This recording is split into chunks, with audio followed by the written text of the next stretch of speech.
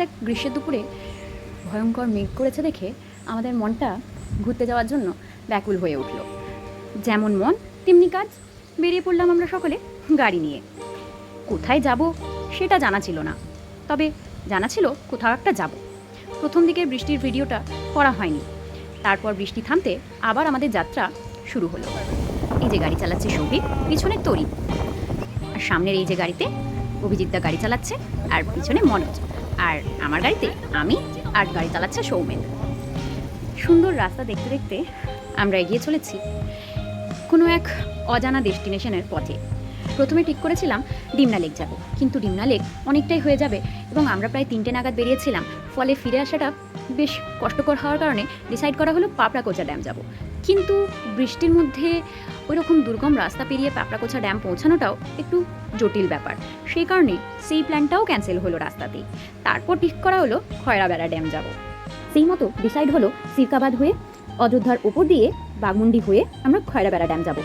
যদিও রাস্তাটা একটু লং রুট, ইচ্ছে যদি আমরা বলরামপুর হয়ে যেতাম হয়তো শর্টকাট করতো, কিন্তু এই যে পথের যে সৌন্দর্য, চারপাশে পাহাড় গাছ, এত সুন্দর মনোরম দৃশ্য, এইটা ওই রাস্তায় আমরা পেতাম না।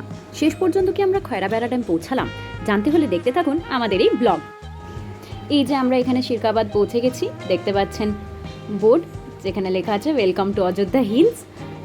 এরপর এখানে আমরা সবাই একসাথে দাঁড়িয়ে একটু মজা করছিলাম।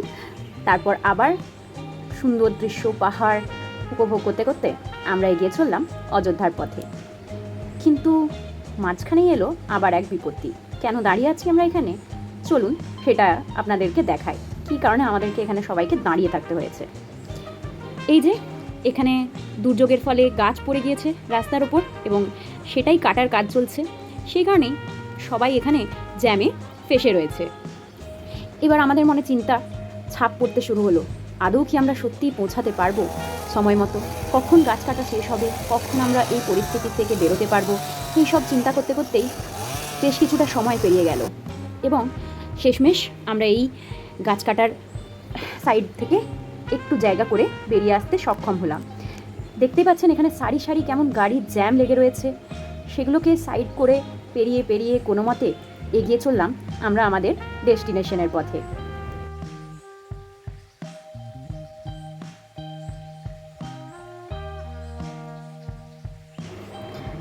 আর একটু এগোতেই দেখতে পেলাম রাস্তায় ইলেকট্রিকের পোল পড়ে রয়েছে। এর থেকে বোঝা যাচ্ছে ঝড় বৃষ্টিটা বেশ ভালোই হয়েছে। এরপর হঠাৎই অভিজিৎদার কথা মতো আমরা খুঁজতে গেছিলাম পাইন ফরেস্ট। সেই জন্য আমরা একটা গ্রাম্য রাস্তার মধ্যে দিয়ে এগিয়ে চলেছি। এই রাস্তা ধরেই নাকি সীতাকুণ্ডেও যাওয়া যায়। আমি যদিও আজ পর্যন্ত কোনোদিন যাইনি। রাস্তাটা বেশ সুন্দর আর আমার কাছে নতুনও, তাই বেশ আগ্রহের সাথে এগিয়ে চলেছি সেই রাস্তা ধরে। তারপরে যদিও পাইন ফরেস্টে পৌঁছেছিলাম কিনা জানি না, কিন্তু বেশ সুন্দর গাছগাছালিতে ভরা একটা জায়গায় আমরা শেষ পর্যন্ত পৌঁছেছিলাম। বেশ কিছু ফটো সেখানে তুললাম, বেশ কিছুক্ষণ আড্ডা মারলাম, তারপর আবার এগিয়ে চললাম আমাদের গন্তব্যের পথে। রাস্তাটা ধরে এগিয়ে চলেছি, পরে বুঝেছি যে এটাই আসলে সেই পাইন ফরেস্ট। দুসারি সুন্দর সুন্দর পাইন গাছ আপনারা দেখতে পাচ্ছেন এবং অদ্ভুতভাবেই ওই জায়গাটা ছিল ভীষণ শান্ত এবং ঠান্ডা একটা অনুভূতি খেলে যাচ্ছিল। আমি কোনো জায়গার সাথে কোনো জায়গারই কম্প্যারিজন করতে চাই না, কিন্তু আমার কাছে আমার জন্মভূমি পুরুলিয়া অনেকটাই স্পেশাল। এখানে সত্যি বলতে যতবারই ঘুরি, যতবারই বেরোই, এই একই রাস্তা দিয়ে বহুবার আনাগোনা, কিন্তু তারপরেও এই রাস্তাগুলোতেই যেন আমার ভালোবাসা খুঁজে পায়। এই রাস্তাগুলোই যেন আমার প্রতিবার আলাদা করে মনটা কেড়ে নেয়। আপনারা যারা পুরুলিয়ার মানুষ বা যারা পুরুলিয়া ঘুরতে আসেন, তারাও তাদের অভিজ্ঞতা আমার সাথে শেয়ার করতে পারেন। শুনতে একটু অদ্ভুত লাগলেও পুরুলিয়ায় থেকেও আমি জীবনের প্রথম 20 বছর অযোধ্যা আসিনি। প্রথম এসেছি কলেজ লাইফে, কলেজের থেকে পিকনিক করতে। সেই অভিজ্ঞতা আজও আমার মনে ভীষণ স্পেশাল।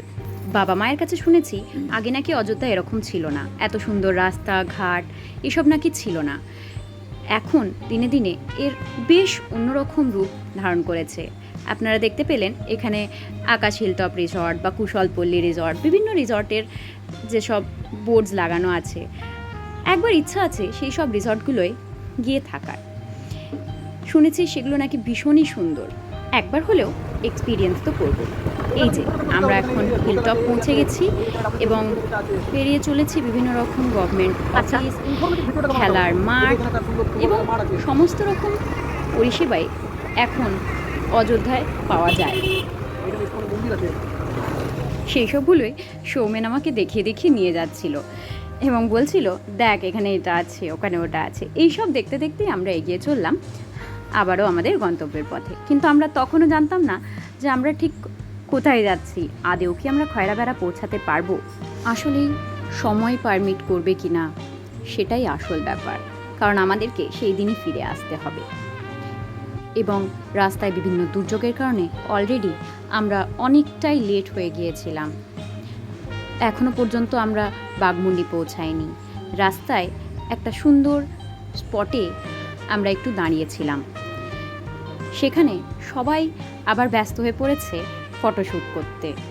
তা আমি বা ছাড়ি কেন? সবাই যখন ফটোশ্যুটে ব্যস্ত, দেখতেই পাচ্ছেন এখানে সকলেকে, তখন আমিও নিজের ফটোশ্যুটে ব্যস্ত এবং একটু সুন্দর হাওয়ায় নিজের ভিডিও করে নিলাম। এত সুন্দর হাওয়া দিচ্ছিল যে কিছু বলার নেই। বৃষ্টির পরের একটা সুন্দর ঠান্ডা হাওয়া। আর এদিকে যেদিক থেকে পারছে সেখানেই একটা ভিডিও ফটো শ্যুট করছে। এই যে আমিও সুন্দর হেঁটে হেঁটে একটা ভিডিও শ্যুট করে ফেললাম।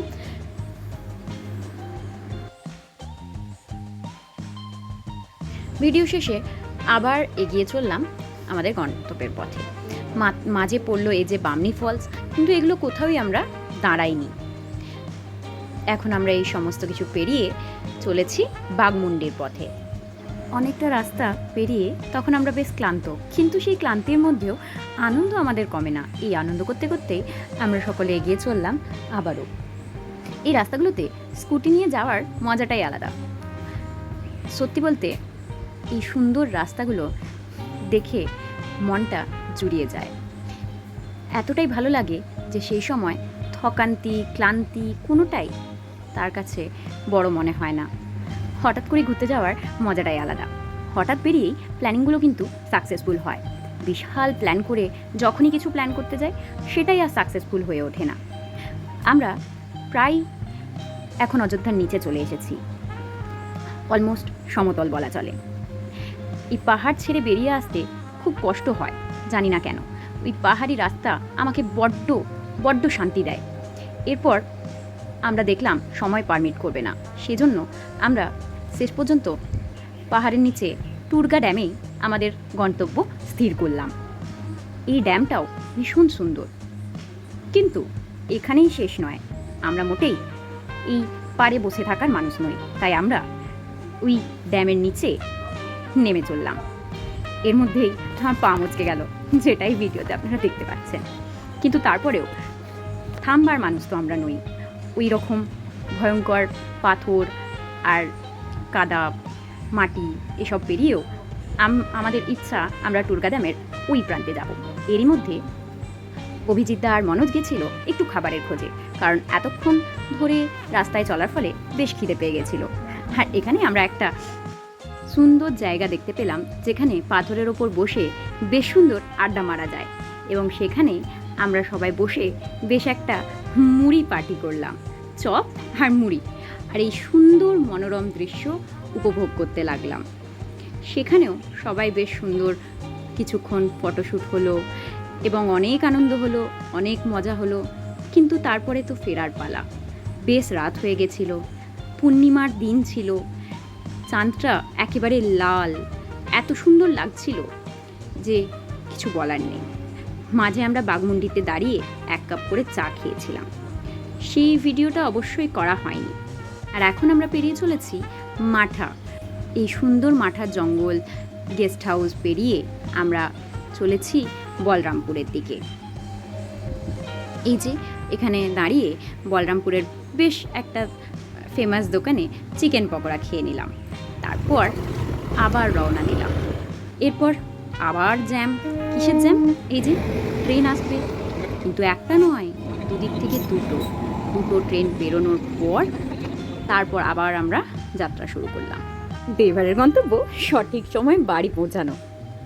ফেরার পথে আমরা পেরোলাম বেড়াদার মন্দির, কাঁটাডির ব্রিজ এবং সব কিছু পেরিয়ে আমরা চটপট চলে যাচ্ছি পুরুলিয়ার পথে, কারণ অনেকটা রাত হয়ে গিয়েছে এবং বেশি রাত করলে এবার ঘরে তো বকানি খেতেই হবে।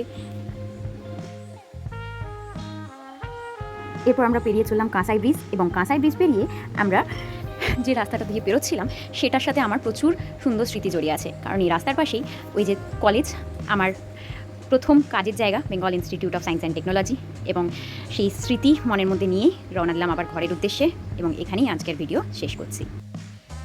দেখা হবে আবার অন্য কোনো ব্লগে, ততদিনের জন্য tata, bye bye, good night.